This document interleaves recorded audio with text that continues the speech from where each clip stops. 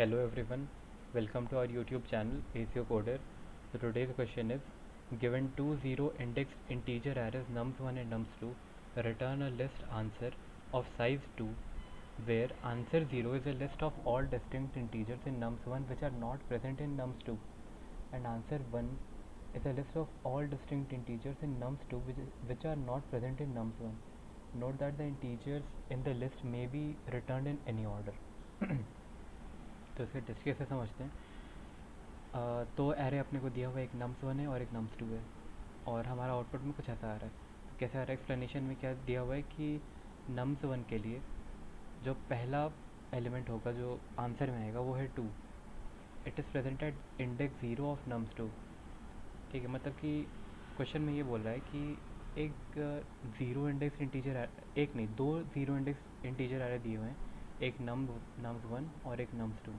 हमें क्या बताना है कि एक लिस्ट रिटर्न करनी है आंसर टाइप की, आंसर नेम की, जिसका कि साइज़ 2 होगा, जहाँ पर कि दो चीज़ें डिफाइन की गई, उसका पहला एलिमेंट क्या होगा, दूसरा एलिमेंट क्या होगा।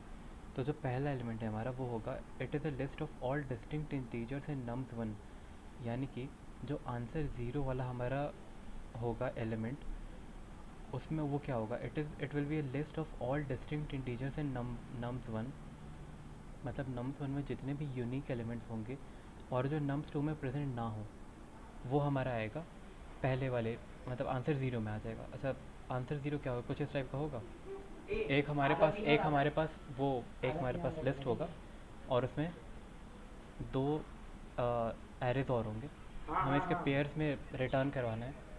ठीक है, इस टाइप का कुछ रिटर्न करवाना है जहाँ पे कि आंसर 0 क्या दिया है वो हमें बता दिया, और आंसर 1 क्या है, it is a list of all distinct integers in nums2 which are not present in nums1। ठीक है, तो सिंपल।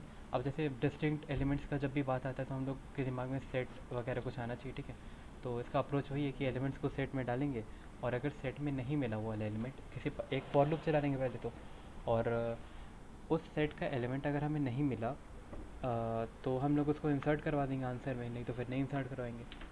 अब देखते पहले इसको कोड करके देखते, सिंपल से है, इसको कोड कर लेते जल्दी से। तो दो सेट हमें चाहिए होंगे, एक nums1, ये जो nums1 है इसके एलिमेंट्स, इसके यूनिक एलिमेंट्स के लिए, और ये जो nums2 है इसके यूनिक एलिमेंट्स के लिए। तो दो अनऑर्डर्ड सेट बना लेते हैं। अनऑर्डर्ड सेट इंटीजर टाइप का चाहिए तो int, नाम रख देते कुछ s1 s2। ठीक है, अब इसमें एलिमेंट्स को इंसर्ट करवा लेते हैं। For int i equals to 0, i must be less than nums1 dot size i plus plus. अब इंसर्ट करने के लिए कैसे लिखते हैं, सेट का नाम s1 dot insert, s1 dot insert, फिर nums1 और i। ठीक है, ये तो हमने पहले वाले nums1 का एलिमेंट्स को इंसर्ट करा दिया पहले वाले सेट में। अब वैसे ही दूसरे वाले के लिए भी करेंगे। तो for int i equals to 0, i less than nums2 dot size i plus plus s2 dot insert nums2। एकदम बेसिक अप्रोच से चल रहे हैं। जो इसने बोला हुआ है, जो करने को बोला हुआ है कि डिस्टिंक्ट टीचर्स हैं, फिर जो नहीं प्रेजेंट होंगे उसको हमें पहले वाले में डालना है, वही बस करते चल रहे हैं हम लोग। ठीक है, ये कर लिए। अब हमें एक वेक्टर चाहिए होगा, वेक्टर, और वो भी क्या, मतलब देखो हमें क्या रिटर्न करवाना है यहाँ पे, एक 2D वेक्टर है ना, 2D वेक्टर हमें रिटर्न कराना है जहाँ पे कि पहला उसका होगा एक वेक्टर ही होगा पहला वाला एलिमेंट, और दूसरा वाला एलिमेंट भी वेक्टर होगा। तो एक 2D वेक्टर बना लेते हैं। वेक्टर लिख दिया, फिर इसके अंदर वेक्टर किस टाइप का चाहिए तो इंट, अब इसका नाम देते हैं लेट्स सपोज कुछ आंसर। ठीक है, अब हम लोग क्या करते हैं कि पहले वाले सेट के ऊपर आइटरेट करते हैं और चेक करते हैं क्या वो एलिमेंट प्रेजेंट है दूसरे वाले में। अगर प्रेजेंट नहीं होगा तो उससे हमें मतलब नहीं है। अच्छा, आइटरेट करते हैं, और आइटरेट करने के लिए क्या लिखेंगे, auto I T, let suppose IT1 नाम देते रहे, या कुछ सिंपल सा एक्स देते रहे।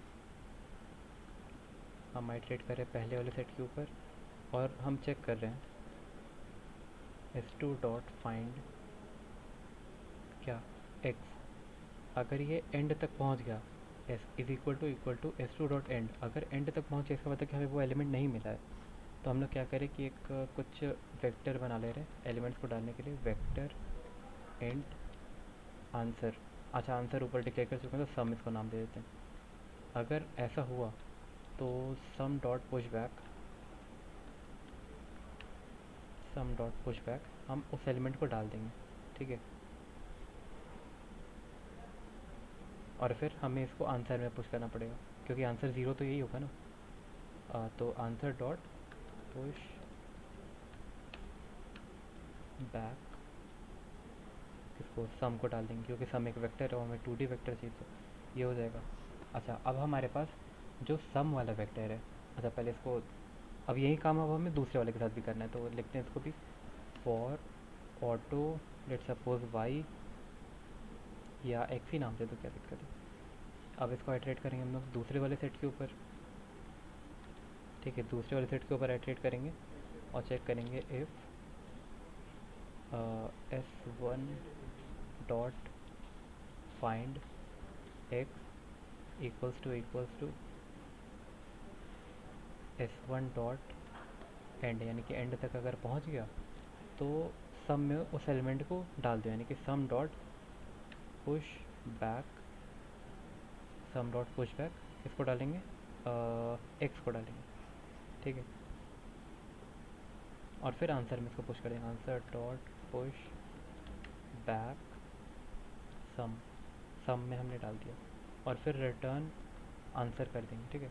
अब यहाँ पर एक चीज़ जो देखने वाली है कि जो हमारा सम वाला वेक्टर है, ठीक है। अब जैसे यहाँ पे अगर हम इसको एनालाइज करें तो ठीक है, यहाँ तक तो ठीक है, हमने सेट में डाल दिया, फिर उसके बाद एक 2D वेक्टर बना लिया आंसर के लिए, ठीक। और फिर उसके बाद एक सम वेक्टर बना लिया हमने उन एलिमेंट्स को वहाँ पे डालने के लिए। अब देखो यहाँ पे हम लोग आइटरेट कर रहे हैं पहले वाले सेट के ऊपर, हमने देखा अगर वो एलिमेंट प्रेजेंट नहीं है, प्रेजेंट नहीं है और यूनिक भी है, यही तो कंडीशन दी हुई थी, डिस्टिंक्ट भी होना चाहिए और प्रेजेंट भी नहीं होना चाहिए। तो हमने उसको सम एक वेक्टर बनाया, हमने उसमें पुश कर दिया और फिर उसके बाद आंसर में हमने पुश कर दिया, तो आंसर ज़ीरो जो है, जैसे ये वाला 1,3 ये हमारे पास आ जाएगा। अब इसके बाद हमें एक चीज़ जो यहाँ पे हमने नहीं लिखी है वो ये है कि हमें ऐसे लिखना पड़ेगा, यानी कि सम में अभी इनिशियली क्या स्टोर्ड होगा, सम में इनिशियली हमारे पास ये एक्स स्टोर्ड होगा जितने एलिमेंट्स यूनिक होंगे, ठीक है। तो हमें ये दूसरे वाले में तो नहीं चाहिए ना, तो हम इसको सम डॉट क्लियर कर देंगे, यानी कि ये वाला वेक्टर खाली हो जाएगा। अब नया फ्रेश यहाँ से स्टार्ट होगा ये दूसरे वाले के लिए, क्योंकि पता है अगर हम लोग सम डॉट क्लियर नहीं करेंगे तो लेट सपोज ये है हमारा, ठीक है। इसको यहाँ से समझ लेते हैं, मान लेते हैं हमारे पास ये था, ठीक है। तो हमें रिटर्न क्या करवाना था, ऐसे रिटर्न करवाना था, ये है अपने पास, ठीक है। तो जैसे पहली बार में तो हमारे पास कोई दिक्कत नहीं, 1,3 आ गया। अब ये जो 1,3 है, 1,3 तो हमारे इसमें स्टोर्ड है ना, सम डॉट पुश बैक हमने जब किया है तो ये तो पहले से स्टोर्ड है ना इसमें, तो ये स्टोर्ड ही रहेगा। अब जो यहाँ पे जो आएगा नया वाला वो कुछ ऐसा आ जाएगा 1,3,4,6, तो हमें ये तो नहीं चाहिए ना, तो हम इसको हटा देंगे। इसको हटाने के लिए क्या लिखेंगे, सम डॉट क्लियर, तो जो सम वाला वेक्टर है उसके एलिमेंट्स क्लियर हो जाएंगे। या फिर हम लोग ये भी कर सकते हैं कि दूसरा कोई वेक्टर बना लें, अगर थोड़ा स्पेस का ध्यान रखना है तो फिर हम लोग ऐसे कर सकते हैं डायरेक्ट, ठीक है। तो इसको रन कर लेते हैं।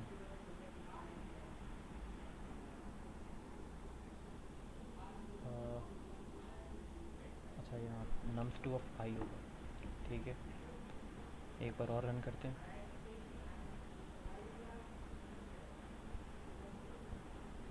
ठीक है। तो आउटपुट आ रहा है, एक बार इसको दूसरे के लिए देख लेते हैं।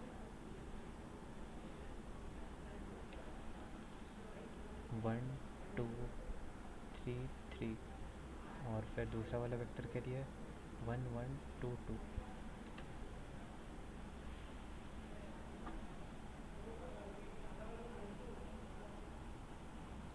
ठीक है। तो ये आगे आप इसको सबमिट कर लेते हैं,